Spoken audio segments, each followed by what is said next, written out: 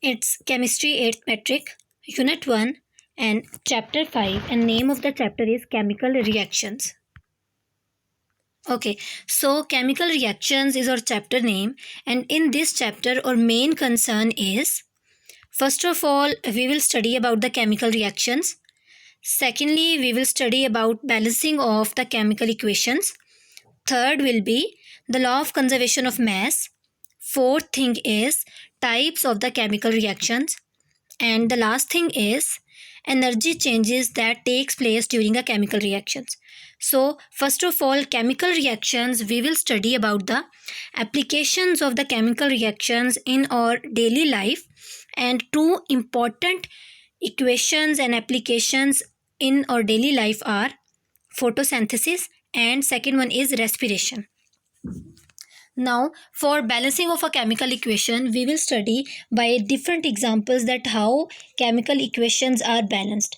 Then we will move toward law of conservation of mass, and that is basically law of conservation of matter. That during conversion of reactants into products, how the total mass remain conserved.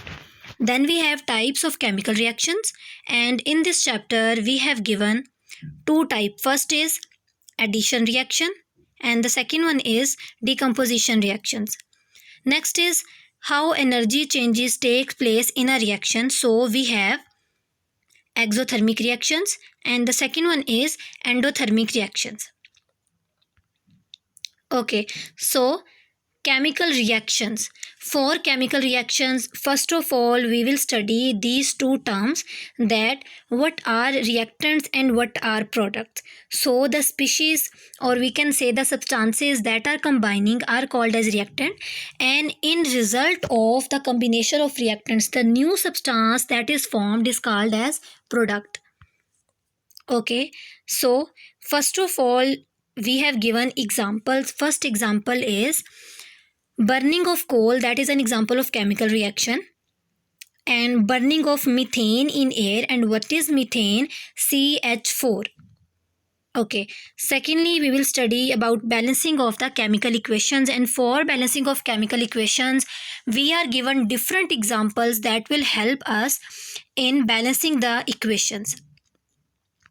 And then we will move toward the applications of the chemical reactions. As I told earlier, we have given two basic definitions and applications. First is photosynthesis and the second one is respiration. Okay, as you can see in first equation, that is of photosynthesis, 6 moles of carbon dioxide combines with 6 moles of water, and they combine to give, this is a formula of glucose, along with 6 moles of oxygen. And if we move towards second equation, that is of respiration, glucose is broken down in the presence of oxygen, and in result of which 6 moles of carbon dioxide and 6 moles of water is released out. So these two are the applications of chemical reactions. Okay class, now we have given a chemical reaction. This is how a chemical reaction take place. So this is one water molecule and this is other water molecule, and these two combine to form 2 moles of H2O. Okay, they are decomposing and giving these two. This is one H2, this is second H2. So these two are combining to form 2 H2O, means 2 moles of hydrogen. This is one oxygen and this is second oxygen. So they are forming O2, that is oxygen. So we will say that when 2 moles of water is decomposed, it form 2 moles of hydrogen and 1 mole of oxygen. Okay, after that we will study about the types of the chemical reactions. As I told earlier that we have given addition reactions and the second one is decomposition reactions. Okay, so addition reactions. What are addition reaction? We will say that those reactions in which chemical combination of substances takes place. Okay, two elements combine or two substances combine to form a new compound, and this is a general example given. There are many examples given in our book. This is one out of them, that 2 moles of magnesium combine with 2 moles of oxygen and it is forming a new substance, that is magnesium oxide, MgO. Okay, for decomposition is inverse of addition. We will say that compounds split into two or more substances, means we have a compound and that compound will be split out into two different substances. Okay, now you can take this example. This is CaCO3, that means calcium carbonate. It is a compound. It will decompose or it will be broken down into two substances.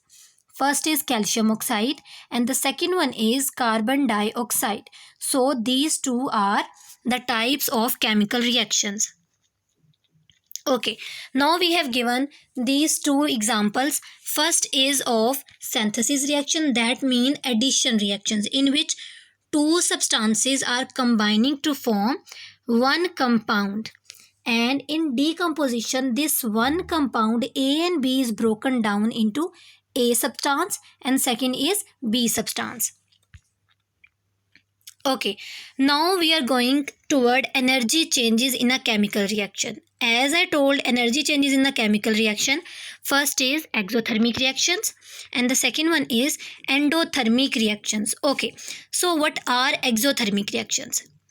Exothermic reactions are those reactions in which heat is given out. Heat is going out of the system. And this is an example of exothermic reactions. As we can see, Fe, that is called as iron, it combined with S, that is sulfur, and what it is forming? It is forming ferrous sulfate, and along with this heat is released out of the system, or we will say that heat is given out of the system. So this is an example of exothermic reactions. Okay, so what are endothermic reactions? You can simply remember endo from indoor. So these reactions in which heat is absorbed by the system. Okay, now we have given an example, and in this example you can say N2 nitrogen, it combines with oxygen and heat is given to the system or heat is absorbed by the system, and what it is forming?